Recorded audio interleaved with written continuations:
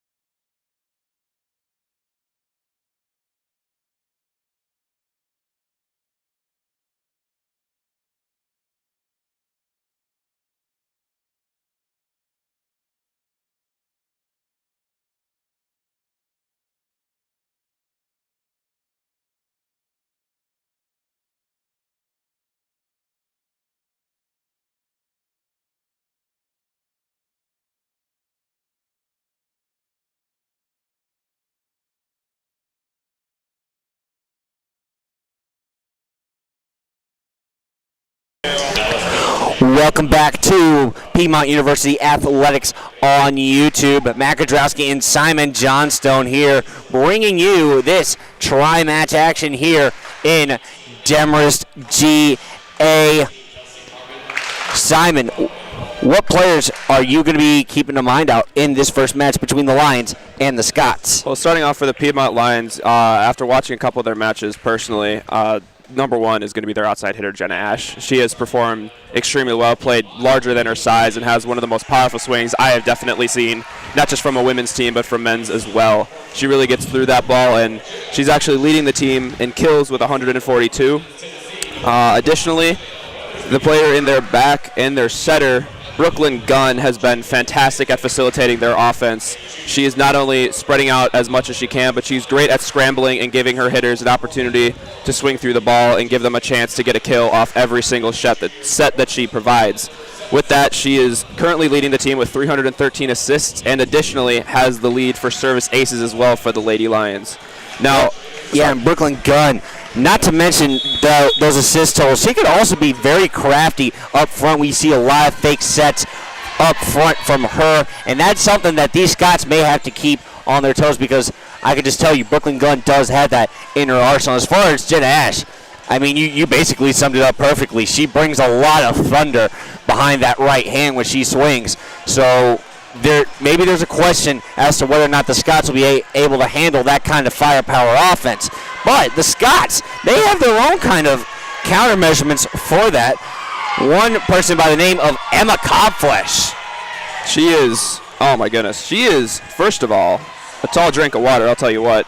I believe she is currently standing at 6'2", which is just around my height, and I'll tell you, she looks towering over that Piedmont Lady Lions offense. Now, as I said, the Piedmont Lady Lions offense as a team do play bigger than their size is listed, and I think that's going to be a huge key for them, is to play big, play strong, and play fearless, because those Scots across the net, they are going to be staring them down with about 3 to 4 inches of height advantage across every single position. And I'm really happy you mentioned Gunn's ability to fake set and keep that Scott defense on their toes, because with such strong blockers up front for the Scots, it's going to be interesting how much she's going to utilize those fakes and how much she's going to be able to rotate and keep the Scots guessing when it comes to where she's putting her sets. Well, as we get started looking at what the Scots have going for them right now, wearing their blue uniforms with white writing and white numbers, out there for the Lions wearing their white tops with green numbers and green sleeves.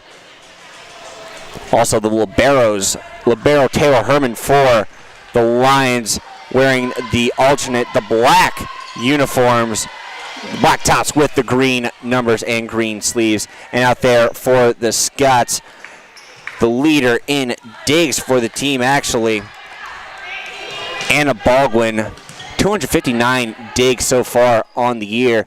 She's going to be captaining that defensive back half of the court. Back to serve right now, number 7, Brooklyn Gunn, and we are underway. Bailey Kauflesh is going to actually tip it over the top, and no Lions were there in sight. That's good. That was an interesting starter for a set, I'll tell you what. Not the best communication from their setter to their middle hitter, but you know, when you're able to spot an area like that not exactly covered, you'll get a free point when you can take it. I don't know if the Lions were just out of position or what, but that's not how you want to start this off. 1-0, Scots up on top. Emma Kauflesh back to serve for the Scots. And Kauflesh will actually send it back past that back line. A quick service error evens things up. And bringing up service errors, one thing I noticed in our last tri-match that the Piedmont Lady Lions hosted, service errors was almost a theme across all 3 teams that were there, and I think if the Lady Lions can harness their serving percentage just a little bit more, they'll be able to take a lot of free points from their opponents, as well as take advantage, as there's an amazing kill by number 14. That's going to be, oh dear, that's going to be Grace Lauderman, the senior. Grace Lauderman, she is actually a dominant force up there. You would think Emma Kauflesh, with her height, she would be dominating the team in blocks. Not so fast, my friends, because Grace Lauderman actually leads the Scots in total blocks right now. She has 65 on the season so far. Scots back to serve. Scots are getting set. We have a whistle blown. It looks like it'll go down as a bad set, and a point will be awarded to the Lady Lions. I believe we actually had a middle blocker touch the net, which is going to grant those Lions the free point, which is good. It's one of those things where you have to kind of find the balance between getting as tight to the net and pushing your hands over as you can without exactly running into it. Scott's getting set with a counterattack. Kauflesh gets the finish.